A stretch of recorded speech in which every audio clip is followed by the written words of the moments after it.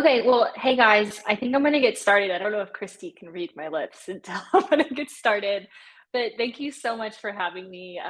I'll go through a whole kind of or a short slide about myself to give you guys some background.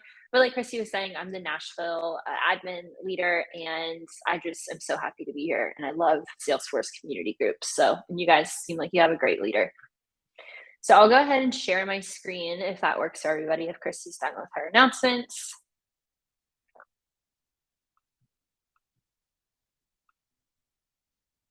Sweet. You guys can see my screen. Wonderful. All right. So, guys, welcome to the Product Manager's Mindset.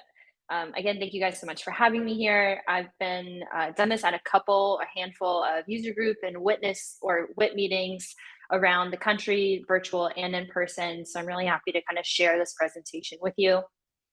The goal of our presentation today is to teach you the key to building a Salesforce org that creates tangible business results. And we'll get it. I feel like that's a loaded statement, and so is the product manager's mindset, but don't worry, we're going to break it down really kind of in bite-sized pieces. And I hope you enjoy my favorite photo that Salesforce has, which is this little picture. I imagine this is like Diamond Head or something, who knows?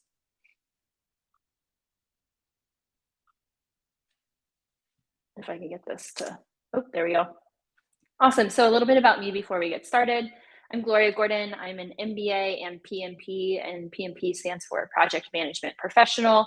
I've been working in product management, project management, and Salesforce for over 10 years. I think my first job in Salesforce was working for a nonprofit in Hawaii where I went to college in 2013. So I remember hearing about Dreamforce and being like, wow, that sounds so amazing. And now I'm here. I currently help run a Salesforce consultancy, and I lead, like I was mentioning, the Nashville admin group, and our little logos here below. I just created that on the Trailmoji app, so I'm kind of excited about it. My passion is helping others achieve their full potential. So whether that's admins, businesses, my clients, my friends, and my family, I just love helping people kind of create goals, just like really big goals, and then making a plan to achieve that. And that's why I'm here today. So with my experience in product management and project management before kind of coming into Salesforce, when I started leading my Salesforce consultancy, I saw it's like, wait, my clients have failed projects or have had failed projects in the past, and these admins aren't as successful on my team as they could be because of some things that are well known in other industries, but just haven't been shared with the Salesforce admins and kind of the Salesforce users as they are in those other industries. And by other industries, I'm talking about the SaaS industry, so that's software as a product industry, and the product managers within that. So that's why I was like, Christy, I gotta come and talk with your group and kind of hit up with a couple of other groups to share this knowledge.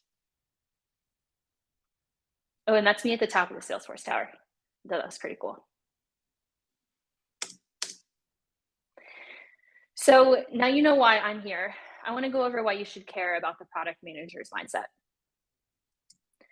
There's a couple of things you'll be able to achieve by adopting this mindset. First is that you're going to be able to decrease the build time of your Salesforce projects.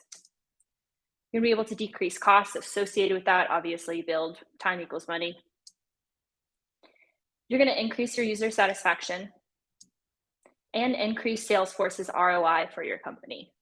So I don't know about you guys, but for me, all of those things relate to either my annual KPIs or my job security. So this is why I thought it was really important. I know it's important to me, but really important to you guys because almost all of these things have to do with how we're judged by our business as being effective.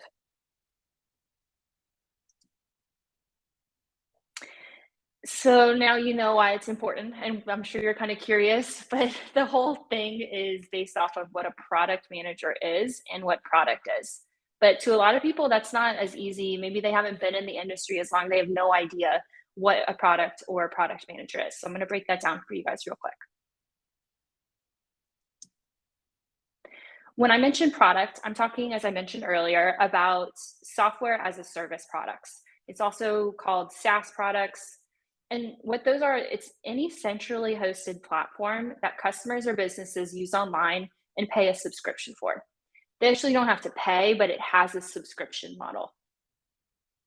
An example of a product is Salesforce, Dropbox, Google Sheet, or Google Suite, sorry.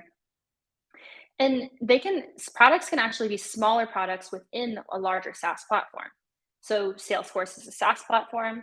They have Sales Cloud, they have Service Cloud, they have Commerce Cloud. All of these things are different sub products within Salesforce under this kind of Salesforce product umbrella. For our discussion today, consider Salesforce one of your company's SaaS products. So under your company's umbrella, it's actually Salesforce, just like Sales Cloud under Salesforce is, your Salesforce under your company's umbrella. Just entertain me and imagine that. For a product manager, they have a one-to-one relationship between the products. So every product has a product manager. It's not one to many. They own the strategy, development, release, and continuous innovation of their product. They have that deep knowledge of customers, data, and the business. And they're also known as mini CEOs of their software products because of all of that knowledge that they have. Do you guys know who Brett Taylor is? I'm going back to my chat so I can see. Or anybody can come off mute and interrupt me. Do you guys know who Brett Taylor is? Yeah, cool. Who is he? Sorry, I meant to ask. Who is he? I think you know who he is.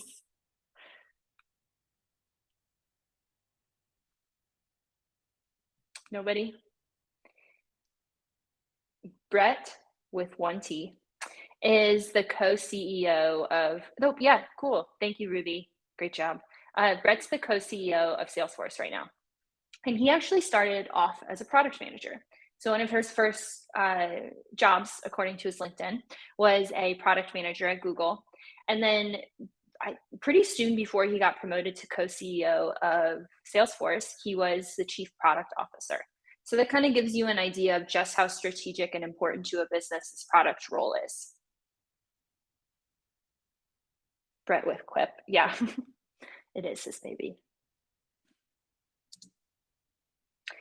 So again, if Salesforce is one of your company's SaaS products, you are the product manager of your company's Salesforce. So you own that strategy, development, and release. You're in charge of kind of the ROI and the customers and collecting all the data and how it relates to the business. So you are your company's Salesforce product manager, yes? Or I just told you that. So why haven't you started thinking like one? That's kind of like the big question that I've been asking people, is saying, if we're in charge of building Salesforce from scratch essentially, and making it meet our business's requirements and have a positive ROI for our business, then why aren't we adopting a mindset of the person who actually does this for their living, product managers?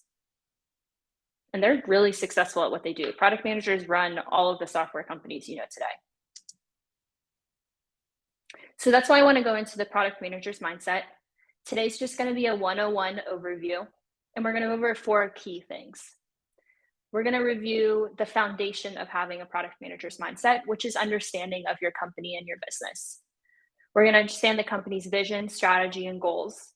And then we're going to move into your Salesforce and then understand what a Salesforce or product vision, strategy, and goals are, and then how we can align those two. We'll go through, I think, 2 examples of how the company's strategy, vision, and goals relates to the Salesforce one. Third thing we're going to go through is the process of building that Salesforce org that supports the strategy and creates the tangible business results. So there's a few key methods that you can do to really execute exceptionally. And then the 4th thing is continued success. So what do you do after that initial build? How do you continue to innovate and surprise and delight your users? I also, just so you guys know, I don't have the chat open. So if you do have a question, please go off of mute and I will be able to hear you that way. But if not, I'll keep on switching back maybe every couple of minutes or so. So to start, I mentioned we're going to go over your company's vision, strategy, and goals. And this is the first thing you need to understand before you really adopt the product manager's mindset and start acting on it. For vision, this is what the organization, I mean, you guys all probably know this, but this is what an organization hopes to achieve in the long term. So what's your company's 5 to 10 year kind of wild, crazy dream? And this is going to be their North Star for all of their decisions. And then underneath vision comes strategy. So strategy is born out of that 5 to 10 year vision. The strategy is your plan to achieve the company's vision, and it gives the vision a direction and is a high level plan for creating it. So how are you going to create that vision? We'll go through a couple of examples of how companies today create their vision or create the strategy from their vision. And then goals come underneath strategy. So all strategies are made up of goals, and they are statements of what needs to be accomplished to implement the strategy. You also hear these being called KPIs or OKRs, just different kind of ways of thinking about goals if you ever hear those.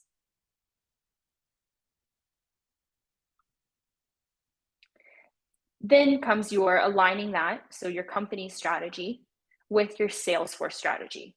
But what does a Salesforce strategy and vision and goals even mean? One, I hope you guys enjoy the Salesforce Tower with a man climbing on it because of the recent news. But the Salesforce vision pretty much aligns with your company's vision. So that kind of high level, where do we want to be in 5 to 10 years? In a lot of cases, those are the same thing. But your Salesforce vision is that overarching goal you're aiming for. It's the reason why you bought the CRM and wanted a CRM in the first place. And I say CRM loosely, I mean whatever Salesforce is these days, which means a business hub, make it whatever you want. And again, that's going to be your North Star for all the decisions made in Salesforce. From that vision, again, comes the strategy, and that's the plan for making the vision a reality. How to decide which problems you're going to solve in Salesforce, I think, is the key thing to understanding about a product strategy. The goals underneath the strategy are, again, what you need to achieve in Salesforce to support the strategy and realize the vision. I'm going to go through 2 examples of companies that have a very clear company vision, strategy, and goals. And then they also use Salesforce. So we're going to be able to kind of see how they utilize Salesforce to support that. Awesome. Do you guys know who Bentley is? Obviously. So Bentley is a company, and you guys all know who they are. They have a very clear vision of who they are in the market. And they also use Salesforce. So I thought we could review them. Oops. Bentley's vision is to create extraordinary journeys for their customers. Their strategy, and this is all listed on their website, their strategy is bespoke craftsmanship, customization, and service at every turn. The goals weren't really listed on their website, but I can imagine their goals from that vision and strategy are revenue specific goals, pretty much like with every company. The CSAT scores, so their customer satisfaction scores, because they mentioned kind of that extraordinary customer experience. And this actually was on their website. They want to have all hybrid or electric cars by 2026. So now we understand what the company wants to do, but how are they supporting all of those things with their Salesforce org? First, with their vision, like I mentioned, this can be exactly the same as what the company's vision is, and a lot of times it is. So again, to create extraordinary journeys for customers. I'm actually looking at this. I don't know why Journeys has an apostrophe S. Maybe it's because they're a European company, but I just copied and pasted that from their website. Anyways, their strategy, their strategy in Salesforce is to leverage Salesforce's Customer 360 and focus on the customer experience in Salesforce or with Salesforce. So I just want to make that clear. Like the strategy is where the 2 things from the company to Salesforce differs. And goals for how they're going to achieve that strategy in Salesforce. So again, focusing on that customer experience and that customer 360 view.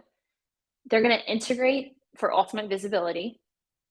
They're going to build a single view of the customer, optimize sales and service interactions, personalize customer journeys, and create a new category of sustainable luxury. What I really love to see, and when I'm creating a Salesforce vision, strategy, and goals for my clients at my consulting company, is I always try to get those goals to go back up to that strategy. So I want to make sure there's like a clear line that I can say, okay, does this support that strategy that the company has? Awesome. No questions. Oh, Michelle, I think you were saying about Bentley, Okay, great.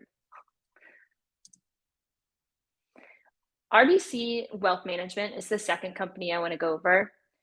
RBC means the Royal Bank of Canada, and they're known throughout the banking industry as being just the best customer centric bank there is. And so their wealth management arm also uses Salesforce, addition to RBC itself. RBC Wealth Management's vision is to be among the world's most trusted and successful financial institutions. Their strategy to achieve that is to leverage new technologies, create an exceptional digital client experience, and reimagine the role they play in clients' lives. So theirs is a little more tactical than that Bentley strategy, but you guys can, I'm sure you're already thinking about products in Salesforce and ways you can leverage Salesforce to achieve that strategy. And their goals to make sure that they're in line or kind of heading the right way for their vision and strategy is to be the preferred partner to corporate, institutional, and high net worth clients in their business. It's actually all three of these things were taken right from the RBC Wealth Management's website. So how do they kind of capture all of that in Salesforce? Their vision, again, same thing, to be among the world's most trusted and successful financial institutions. Their strategy is to give employees a 360-degree view of every client, streamline the processes to deliver personal experience, and empower their IT team. So the goals that are related to that, they wanted to integrate 26 platforms to Salesforce. They want to build that single view of the customer, same thing that Bentley had. They wanted to simplify client onboarding. I think that was a really big thing for them. And provide the team with deep insights and hire the best advisors and build culture. And as we see again, those goals directly relate to that company strategy of leveraging the new technologies, create an exceptional digital client experience, and reimagining the role they play in clients' lives. Do you guys have any questions about that company and Salesforce alignment?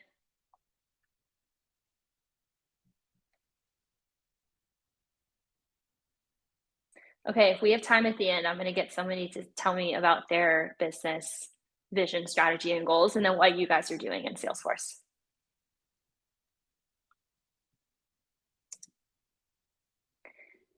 To end that section, I wanted to leave off with a quote from Marty Kagan. He's actually what I consider the OG product manager. He's kind of the authority in the space. He said, good teams have a compelling product vision that they pursue with missionary-like passion. Those are good teams. Bad teams are mercenaries. And this is what I'm talking about when I'm saying order takers. I think a lot of us get into this build trap, for lack of better terms, that we just get all these tickets from these important, quote unquote, important business users who are supposed to be telling us what to do, but it's not really strategic and it's not really contributing to our company's goals, our company strategy, or their vision. So it gets to the end of the year and maybe some executives don't understand why we purchase Salesforce. And that's a huge miss on our end because we're just taking orders from these kind of business users that don't really know what's best for Salesforce. We should know what's best because we have our entire Salesforce product strategy, vision, strategy, and goals align with our company so we can keep us on the right path.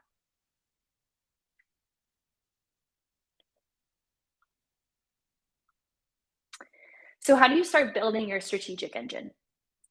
There's three key things, and I study this for like a kind of my hobby. So this is a gross oversimplification of what these three things are.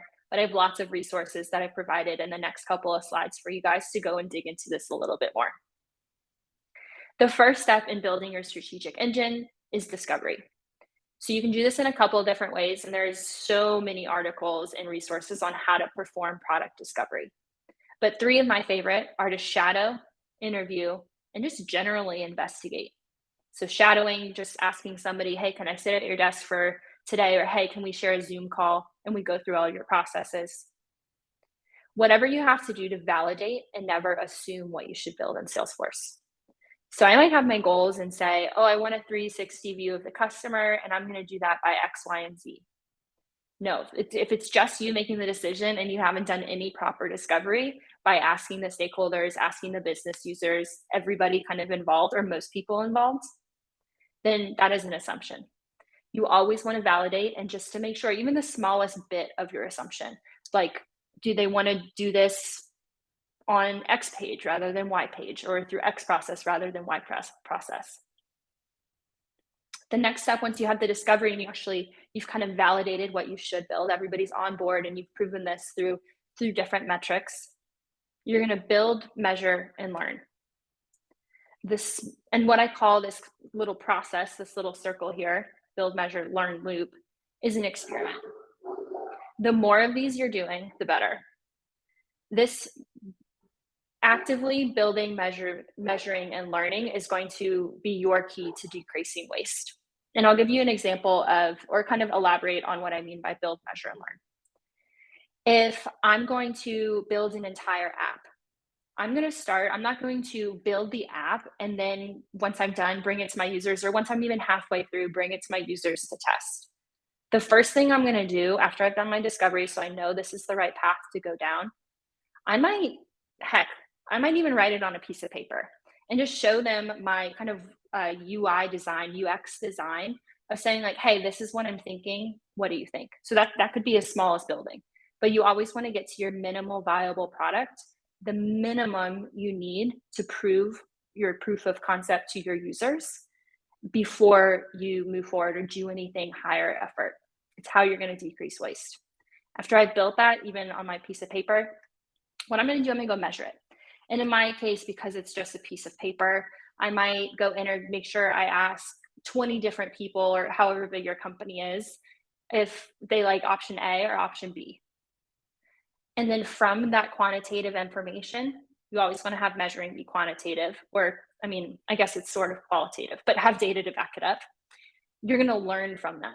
So what learning means, and validated learning, so paying attention to the most important things, is that I'm going to take my survey results and then I'm going to use that to improve my next build. So my next wireframe, and maybe my next wireframe, I level up, I build it in a sandbox or something. So always just slowly building up so that you catch any mistakes or any assumptions as early as possible. And then you're going to repeat it. You want to do, like I've said before, you want to do as many little experiments as you can and never stop learning and seeking improvements.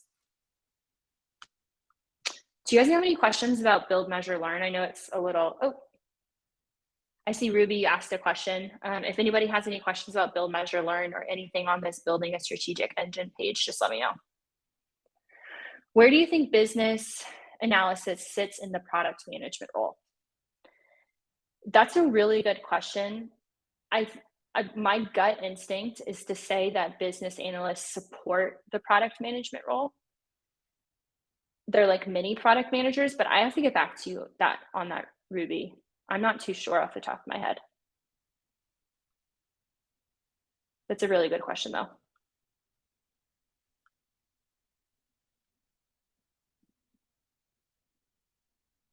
Actually, Ruby, just to be clear, did you mean business analysis or business analysts?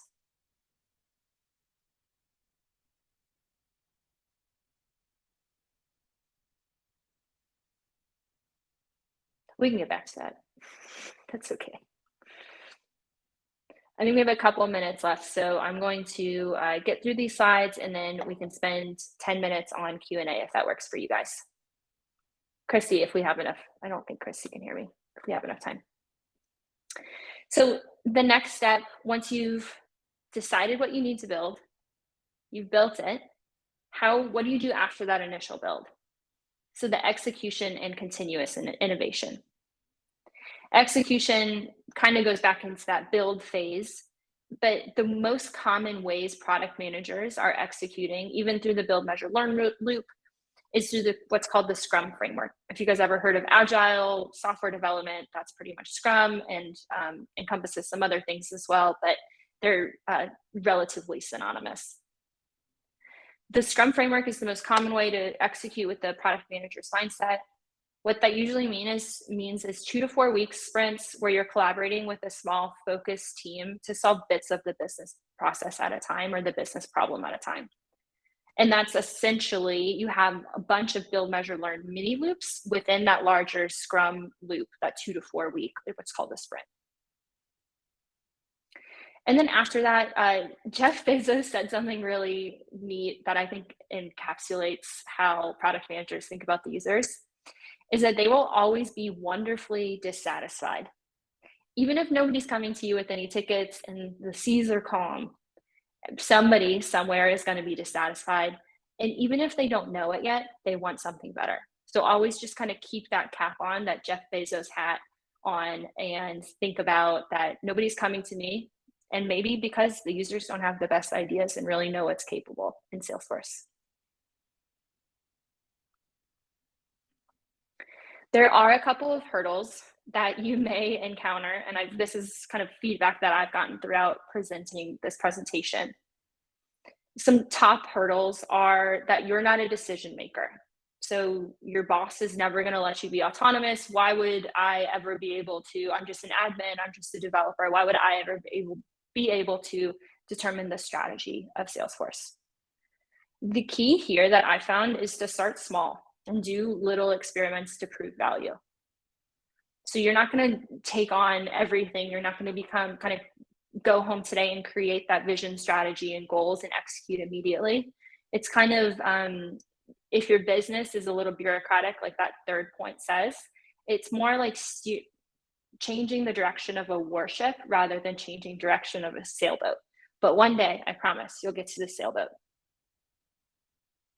Another thing is that people have too many departments, so there's just so much going on in your company and so many different directions that your Salesforce is going in. How would you ever get a succinct strategy and vision for your Salesforce?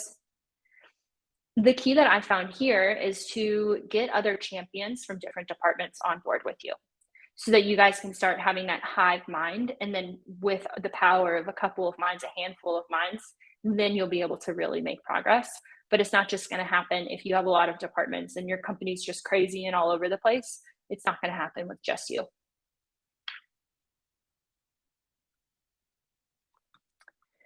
To recap these, okay, I see a lot of questions. I'm sorry. I'll get to those. To recap, 6 steps to start utilizing the PMM. The first one, investigate your company vision, strategy, and goals. Next, create a corresponding vision, strategy, and goals for your Salesforce. Number 3 is perform that discovery. So make sure you don't assume anything about what you should build in Salesforce, and always double check it with your users through quantitative measuring. The 4th is what direction you want to go in. You do that build, measure, learn loop so you decrease as much waste as possible. The 5th is that when building, implement the Scrum framework. So that's that 2 to 4 week sprints, kind of that larger build, measure, learn framework. It's especially helpful if you're working on larger projects or larger builds. And 6, to kind of get over those hurdles, just take small steps. There's different strategies, and every company is a snowflake. Every company is unique. So there's different strategies for every kind of problem that you may encounter. I have a list of resources that I love to use. I think 2 of the key resources that a lot of this presentation is built off of is The Lean Startup by Eric Rice and Inspired: How to Build Tech Products That Customers Love by Marty Kagan.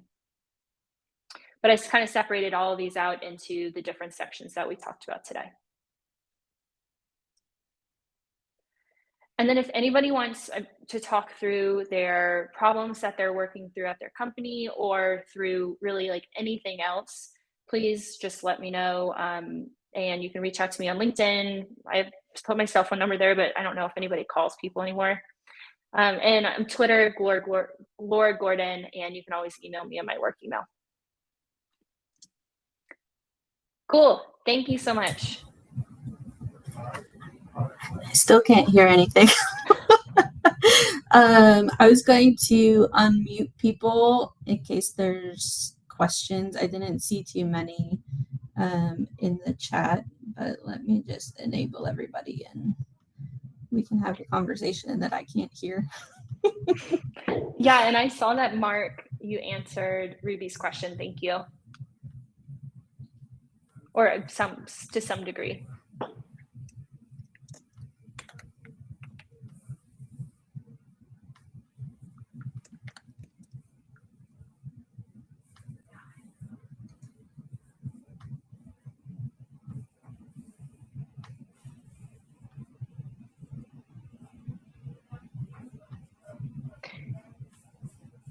Yeah, Mark is correct, So many Ruby. I was just buttons kind to of giving click it a on little getting more thought. Oh, you haven't muted everybody.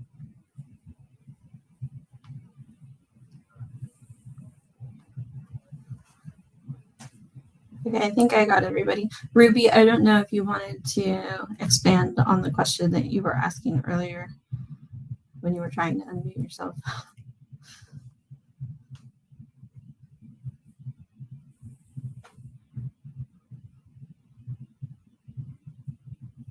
Christopher, you asked for the deck. I will send out the slides and hopefully a recording that actually has sound in it. I hope it's not just an empty recording. That would be really sad. I could record it again.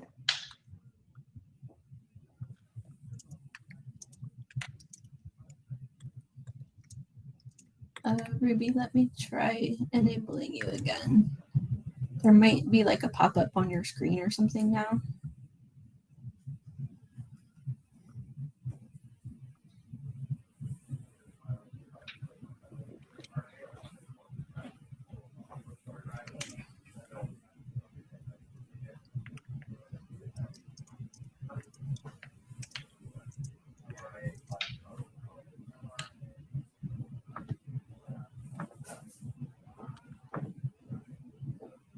So, Crotty, that's a really great question. So for those who can't see, he wrote, what is the difference between project manager and yeah, product technically we manager? have till 1. Sorry, you were totally talking. The difference, the way I see it, without being able to give this too much thought, so like shooting from the hip here, project managers are those mercenaries. And product owners are something different than product managers. I just want to make that clear. Product managers are at a kind of higher, more strategic level than product owners.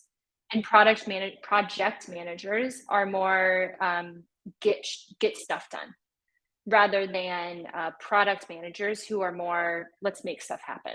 So it's just a different goals through each of those positions.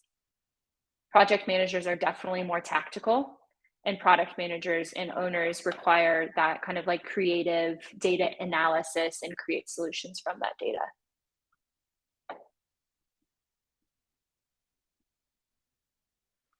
And then Ruby, you asked, so I was asking this in the product management role, you have to morph between being a BA, project manager, and product owner. What are your thoughts about that? Those are all three different positions and roles, but I get like we're one-man teams a lot of the times. Sure, you have to morph between them.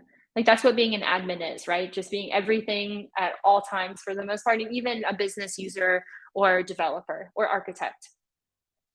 The admins as product managers, it doesn't line up to exactly what you see in the software industry. That's why this is a mindset to take and use at your admin position or whatever position you have, Ruby, and or even like a consultant, or in my role, I do sales and partnerships and I take this mindset. So it's not really saying that you get to be or you need to be a product manager and have those set kind of role circle around that role responsibilities, but it's saying, okay, how would a product manager solve this? How would Brett Taylor solve this?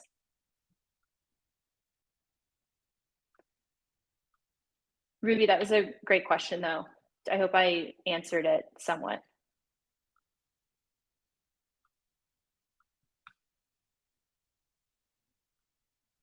So your role is a business analyst and a project manager usually. I would love to talk with you one-on-one, Ruby, more about like if you would like to adopt this mindset, learn more about your specific situation. Because I do think a lot of people have like their own thing going on.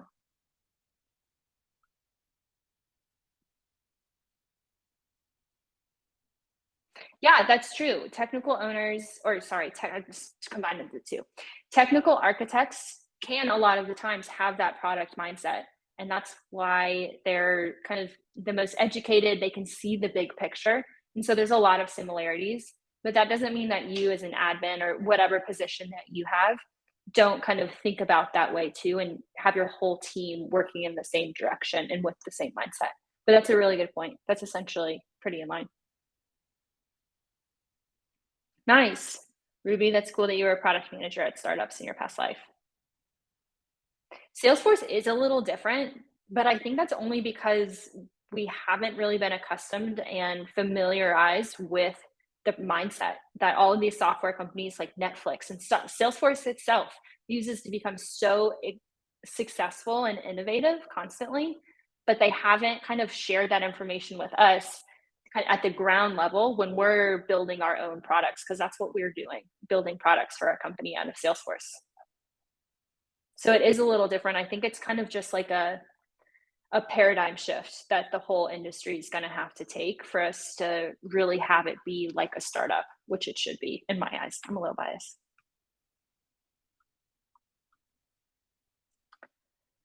Can you guys not go off mute? Or because I would love to hear about somebody's company kind of vision, strategy, and goals, and then how they're using Salesforce to support that. Or if you just want to put it in the chat.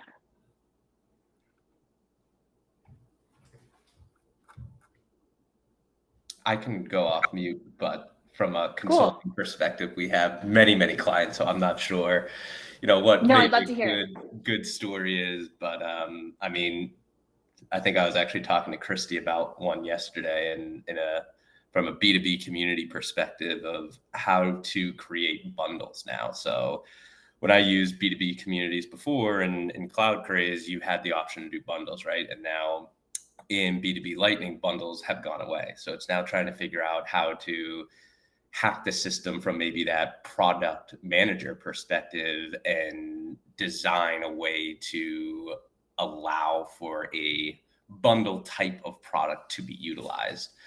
So that's something that I've trying to approach right now and figure out how we can put that design together. That's awesome. So correct me if I'm wrong, what I'm hearing is that instead of solving just one company's problems and strategy, you're thinking of how can I do this at scale, because I'm a consultant, and then apply it to a bunch of companies, but even solving, sorry. No, yeah, you're okay. Right. Okay. I thought you said no, and I was going to be like, and then to solve that problem, you're taking that product manager mindset of like build, measure, learn, test, build, measure, learn, all of that stuff, and discovery to figure out what the best solution is. That's pretty cool. Because I could only imagine that this isn't the only customer that I'm going to come across in my days as a consultant that's going to have this issue. So for like myself, I love to have just a developer sandbox, and anything like if I find a way to solve this issue, I'll put it in there so I can just redeploy it to another customer easily when the same issue comes up, so I don't have to do the rework. That's awesome. I think that's what every person who's ever created an app exchange app started out with. Right? That's really neat. I could hear Chris, but not Gloria, so it sounded like Chris was just having a conversation with himself. It was really fun. I usually do that, though.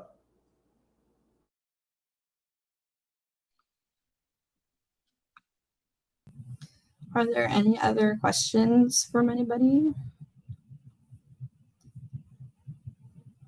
I'm serious, guys. If anybody has like they are interested in the product manager mindset and they kind of feel like their company's not adept to taking this on, or they have a certain project or this huge kind of initiative they're working on and they want to understand how to use the product manager mindset a little more tactically, I'd be more than happy to meet with you one-on-one. It's just something that I love to do. And I always kind of peer pressure my admin group to meet with me and go through these kind of business use cases, because I really do think I'm so passionate about, I think this can really change the way your company is looking at your Salesforce org and the way that you're viewed in your company, more as a strategic resource rather than that order taker.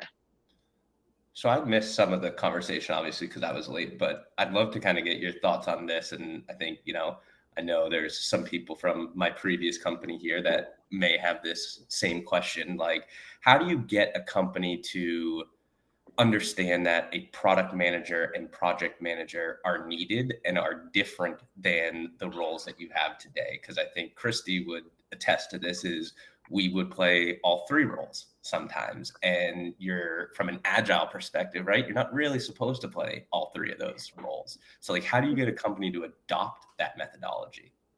You're totally right. In a traditionally agile way, you are not supposed to have all three of those roles. That's like a total cluster and decreases efficiencies greatly. That being said, I don't know if you're talking about your past company was a Salesforce consultancy or a tech company, like an actual SaaS company. Yeah. Okay. I think that's one thing that every company has its own dynamics, and every company has their own kind of like business use cases. So it's hard to say right off the bat, but what I would do is I would start from the foundations, and I would think about my vision, strategy, and goals for the product and align those really tightly with the company annual goals, and then create how you're going to contribute to that, and say like, okay, make it like a strategic case, I guess is what I'm saying. So if you were able to go to your executives or whoever the decision makers you need to make sure you understand what's important to them, just like any sales role.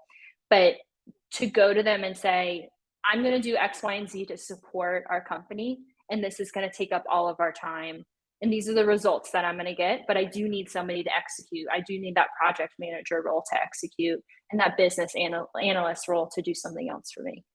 But there's actually a lot of resources, Chris, in the resources page that I sent on like creating an agile company that I think might help you and some other people that are in the same case out.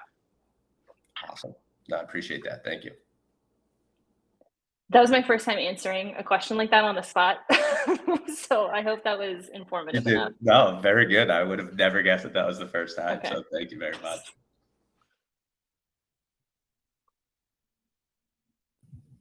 Maybe it is my internet connection. I can hear you fine. Thanks. Chris, I just realized your little emoji is carrying a big cup of coffee. Yep. I didn't put that together. Right now too. I have a bad relationship with coffee. It's usually 3-4 cups a day. Is that too much? I don't think so. Some people tell me. I don't think so either. Whatever. I'm on the same page.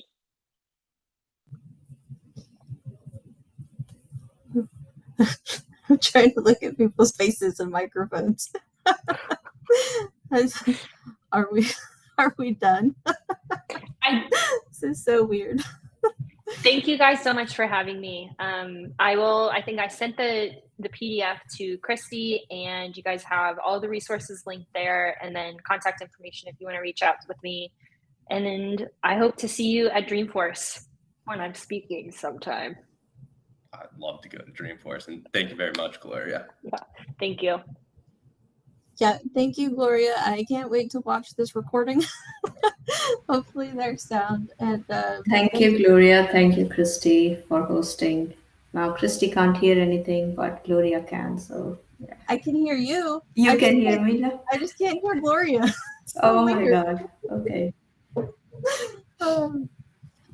Well, hopefully we see you all next month in person. The event's already posted if you're in the area.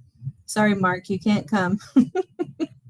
It's all right. I'll support you from distance across the pond. Yes. Hey guys, all right. Could I get Thanks, everybody? Oh, have a good day. No, Christy. Don't leave yet, Christy.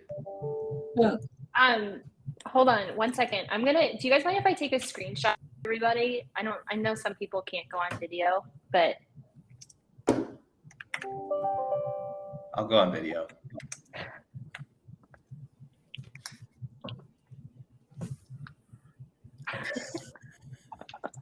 Can somebody talk to Christy for me? Yeah, Christy, we're going to take a screenshot of everybody. Okay. Okay, all right. Let's wave. Thanks so much. Okay, thanks guys. Proof that I did this session. I Did you appreciate take it yet? I did. No, she didn't take it yet. Can you go back to that pose? No. All right, thank you guys. I Oh appreciate my it. gosh. Thank you. Bye, everyone. Bye.